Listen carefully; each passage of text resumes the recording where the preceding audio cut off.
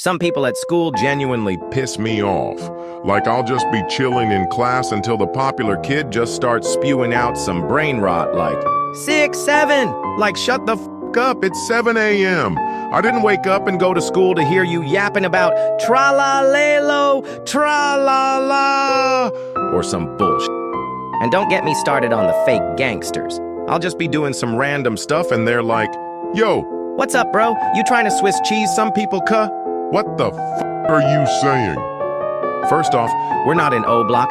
Stop acting like you went to fucking Alcatraz and made it out the projects. Second off, for some reason they always sag their pants. Like, pull up your jeans, you fucking rodent. I don't want to see your boxers while walking in